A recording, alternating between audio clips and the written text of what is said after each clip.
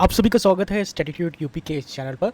और UP pad से related हम इस सीरीज़ को शुरू करते हैं और आज हम इतिहास में चलेंगे और आज इतिहास का हम पहला टॉपिक पढ़ने वाले हैं जिसका नाम है सिंधु घाटी सभ्यता। तो हम इसमें बहुत ज़्यादा नहीं पढ़ने वाले हैं, ना ही बहुत ज़्यादा डीपली हम पढ़ने वाले हैं, क्योंकि जो यूपी पैड से रिलेटेड है, जो पॉइंट्स सवाल पूछे जा सकते हैं, हम बस वही पढ़ेंगे। तो सबसे पहले आइए हम जानते हैं कि सिंधु घाटी सभ्यता आखिर है क्या।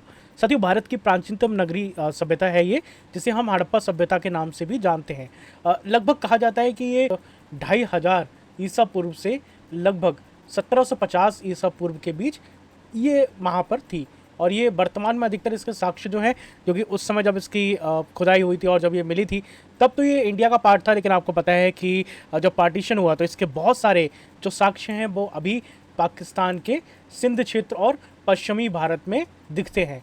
और ये एक सभ्यता को महान सभ्यता इसलिए कहा जाता है क्योंकि एक सभ्यता का मतलब होता है कि लोग किस तरीके से रह रहे हैं, वहाँ पर हम साक्ष्य से पता लगा पा रहे हैं कि लोगों के पास क्या क्या संसाधन थे। आइए हम वो जानते हैं कि इस सभ्यता से रिलेटेड क्या क्या प्रमुख स्थल है और क्या क्या सभ्यता में हमें क्या क्या खोज हुई है।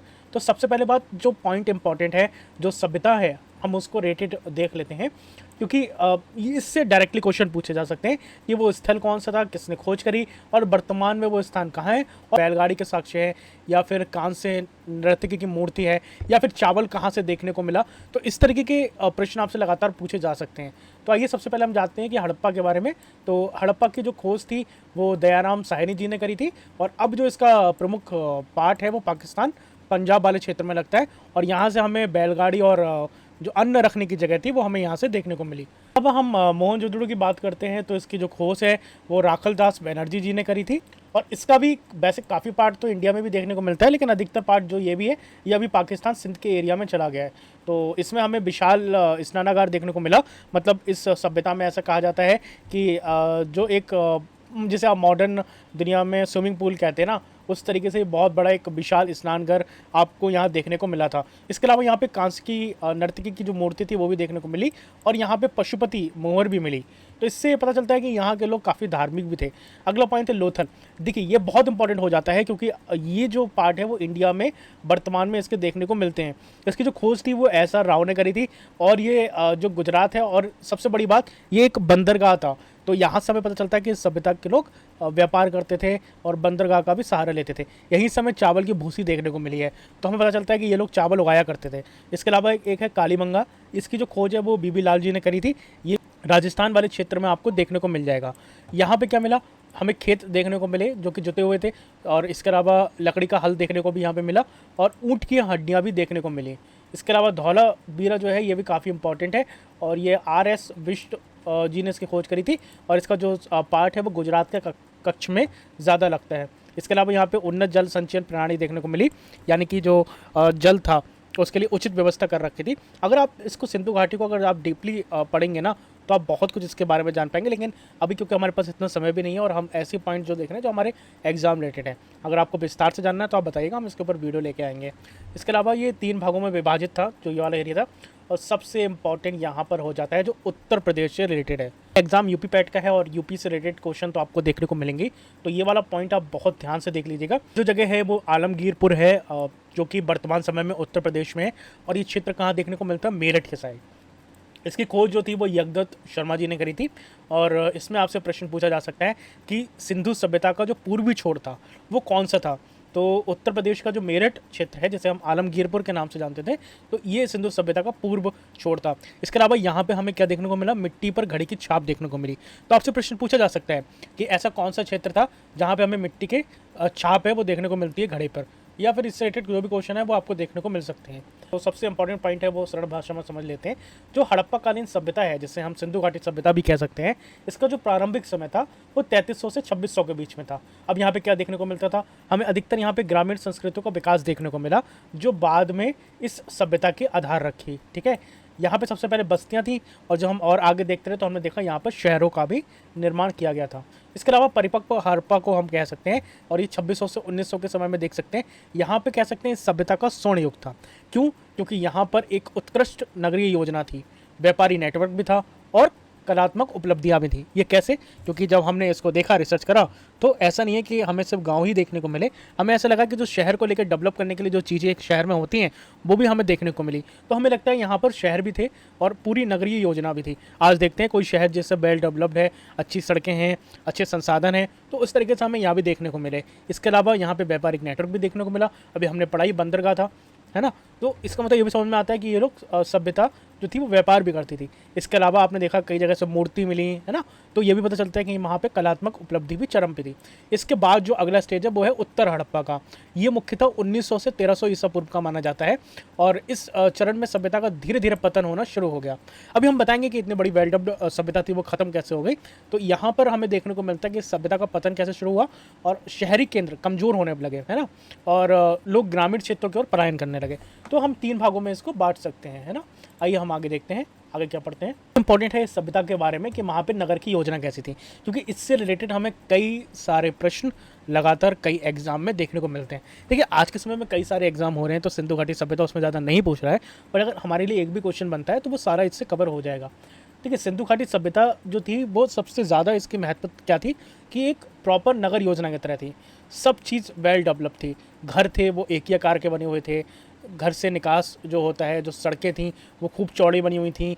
खूब मतलब आप कह सकते हैं ना, जब आपने देखा होगा कोई शहर बसाया जाता है तो उसके लिए पूरी वेल डेवलप्ड प्लानिंग की जाती है। तो हमें जो साक्ष्य यहाँ से देखने को मिले बिल्कुल वैसे ही मिले।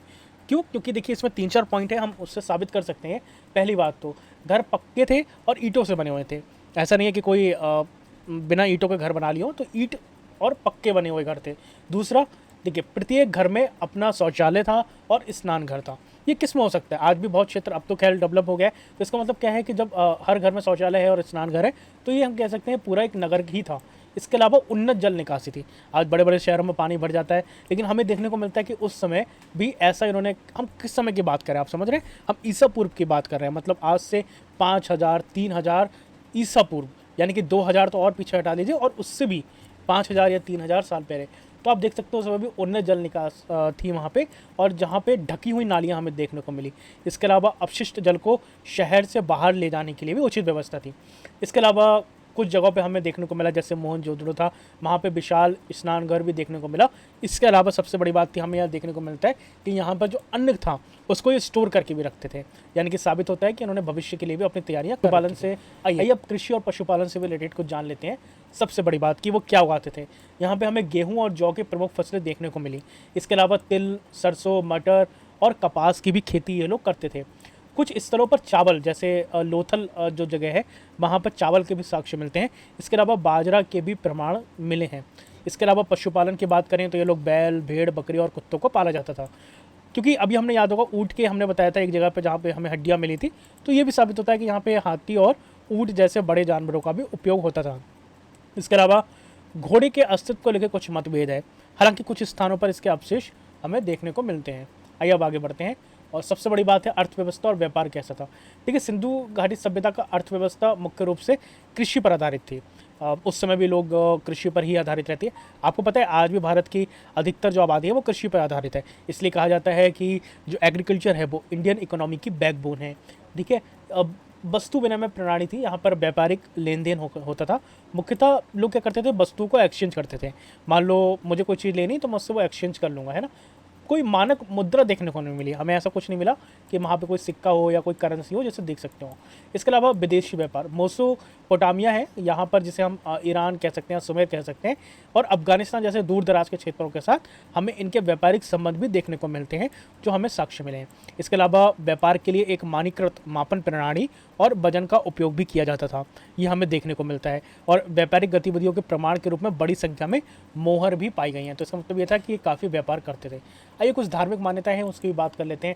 सिंधु घाटी सभ्यता के लोगों की धार्मिक मान्यताएं जो थी वो प्रकृति से जुड़ी हुई थी और उर्वरता से जुड़ी हुई थी। ऐसा क्यों? क्योंकि मातृ देवी की पूजा करते थे। बड़ी संख्या में टेराकोटा की मूर्तियों से मातृ देवी की पूजा का प्रचलन का पता चलता है, जो उर्वरता और समृद्धि का प्रतीक थी। यहाँ पे पशुपति शिव भगवान की भी एक मोहर पर त्रिमुखी देवता को योग मुद्रा में जानवरों से घिरा दिखाया गया है, जिसे प्रारंभिक शिव का रूप यानी कि पशुपति माना जाता है। इसके अलावा सबसे खासियत बात क्या थी दोस्तों, जो सिंधु घाटी के लोग थे वो वृक्षों को बड़ा पूजते थे, जैसे विशेषकर पीपल है उसकी बड़ी पूजा करते थे। जानवर जैसे गेंडा, सांड, बाघ और जल की पूजा के भी प्रमाण हमें देखने को मिलते हैं। इसके अलावा ताबीज और अनुष्ठान भी हमें देखने को मिलता है। अंधविश्वास और बुरी शक्तियों से बचाव के लिए ये ताबीज का भी उपयोग करते थे, जो हमें देखने को मिला है। आइए अब आगे बढ़ते हैं और अंतिम हमारा पॉइंट है उसको जान लेते हैं। पतन के कारण क्या थे? देखिए, सबसे बड़ी बात, सिंधु घाटी सभ्यता कैसे ख़त्म हुई, इसके कुछ संभावित कारण हैं जिन्हें हम कह सकते हैं। पहला है प्राकृतिक आपदाएं। वैसे देखिए, कोई इसका ठोस प्रमाण तो ऐसा नहीं है जो कह ही दे कि ऐसा ही हुआ है, बट लोगों ने जो इसके प्रमाण निकाले उसके हिसाब से ये कहते हैं कि यहाँ पे कोई ना कोई भयंकर भूकंप आया होगा, या नदियाँ के करीब तो ये थी सभ्यता, तो ऐसा हो सकता है कि उसने अपना मार्ग बदला हो, बाढ़ आई हो, सुनामी हुई हो, जिसके कारण ये सभ्यता खत्म हो गई हो। क्योंकि इतनी बड़ी वेल डेवलप्ड सभ्यता थी, तो ऐसे तो खत्म नहीं हो सकती। इसके अलावा कुछ इतिहासकारों का ऐसा मानना है कि बाहरी आक्रमण, विशेषकर आर्यों के आक्रमण से इस सभ्यता को कमज़ोर कर दिया होगा। हालांकि ये एक विवादास्पद सिद्धांत है, तब हम लॉन्ग वीडियो में बात करेंगे तो हम बताएंगे क्यों। क्योंकि जब कहीं कुछ लड़ाई होती है तो हमें उसके साक्ष्य भी तो दिखते हैं, हमें इतने बड़े हथियार या कुछ ऐसा देखने को मिला ही नहीं है जो ये साबित करता हूँ कि आर्यों का आगमन हो, लेकिन कुछ इतिहासकारों का मत है। इसके अलावा व्यापार में गिरावट, ऐसा कहा जाता है कि मेसोपोटामिया जैसे व्यापारिक साझेदारों के साथ संबंधों में गिरावट आई हो सकती है, जिस कारण अर्थव्यवस्था को प्रभावित किया हो और ये सभ्यता का पतन हुआ हो। इसके अलावा कह सकते हैं धीरे धीरे पतन हुआ हो। अधिकांश विद्वानों का मत यह है कि यह पतन किसी एक घटना के कारण नहीं है, बल्कि कई कारणों के कारण हुआ होगा, और धीरे धीरे शहर है जो ख़त्म होते रहे होंगे और लोग ग्रामीण क्षेत्र में परिवर्तित हो गए होंगे। आइए कुछ इंपॉर्टेंट क्वेश्चन है, इसको देख लेते हैं। सिंधु घाटी सभ्यता का सबसे पहला खोजा स्थल कौन सा था? तो ये आपके सामने 4 ऑप्शन है, इस तरीके से आपके सामने प्रश्न आएगा। बेसिकली हम बता रहे हैं कि आपको किस तरीके के प्रश्न यहाँ से देखने को मिलते हैं। तो हमको पता है सही उत्तर इसका हड़प्पा है, क्योंकि हड़प्पा ही वो ऐसा स्थल था जिसे सबसे पहले खोजा गया था। आइए मैं आपको दिखा देता हूँ, इसका प्रमाण मैंने आपको पहले दिखाया था। एक मिनट में आपको पीछे लेके चलता हूँ थोड़ा सा, 1 मिनट रुकिएगा। अगर इस सभ्यता को और पढ़ना चाहते हैं ना, आप इंटरेस्ट लेना चाहते हैं, तो आप गूगल कर सकते हैं। देखिए, हमने पढ़ा था ना हड़प्पा सबसे पहले किसने खोज करी थी? दयाराम साहनी जी ने। और ये अभी कहाँ है? पाकिस्तान, पंजाब और बैलगाड़ी। देखिए, आप सोच रहे होंगे पाकिस्तान में है पंजाब, ये हमारा पंजाब नहीं है, ये पाकिस्तान वाला पंजाब है। तो आप सोच रहे होंगे कि ये क्यों सवाल पूछेगा, तो इस तरीके से सवाल वो पूछ सकता है कि सिंधु घाटी सभ्यता का ऐसा पहला कौन सा क्षेत्र था जहाँ पर सबसे पहले हमें साक्ष्य देखने को मिले, है ना। तो इस चीज़ को लेकर आप हर चीज़ पढ़ के रहिएगा, इसलिए हमने हर चीज़ को कवर इसमें किया है।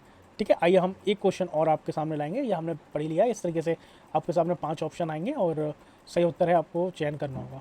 एक क्वेश्चन और देखते हैं हम कि मोहनजोदड़ो का अर्थ क्या होता है।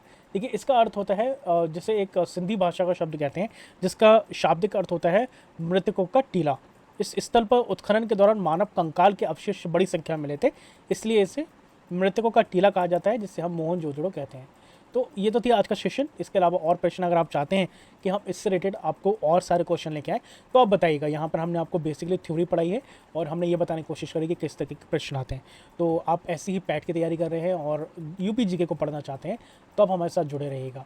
मिलते हैं अगली वीडियो में। अपना और अपने को बहुत ज़्यादा ध्यान रखिएगा।